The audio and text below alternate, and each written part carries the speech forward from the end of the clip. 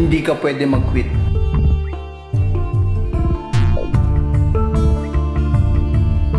Hindi ka pwede mag-quit. Sinubukan ko na yan dati, pero nabigo lang ako.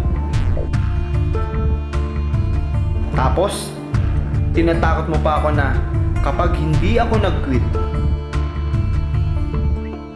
baka magkaroon din ako ng cancer,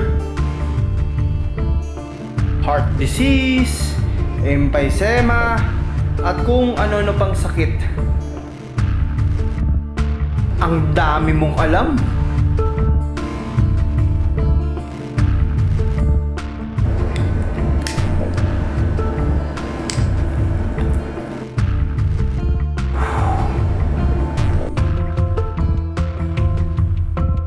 Pero may punto ka rin sa sinabi mo kanina.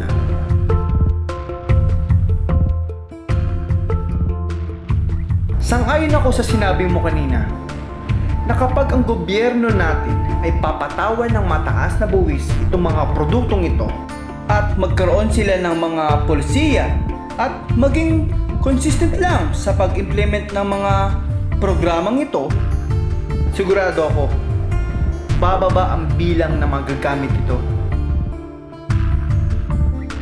At kung ang mga kumpanyang ito magkaroon din ng mga programa at magsiset sila ng limitasyon sa produksyon at sa presyo ng kanilang mga produkto, at kung sila mismo ay lilikha ng isang advocacy at magpapakita ng malasakit sa kalusugan ng kanilang mga consumer kaysa isipin nila ang kumita ng malaking pera, panigurado ko maraming buhay ang may sasalba.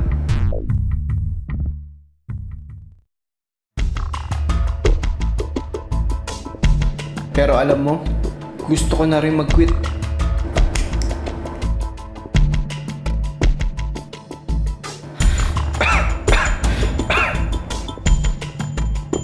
Siyempre naman, gusto ko rin mabuhay ng matagal at maging malusog.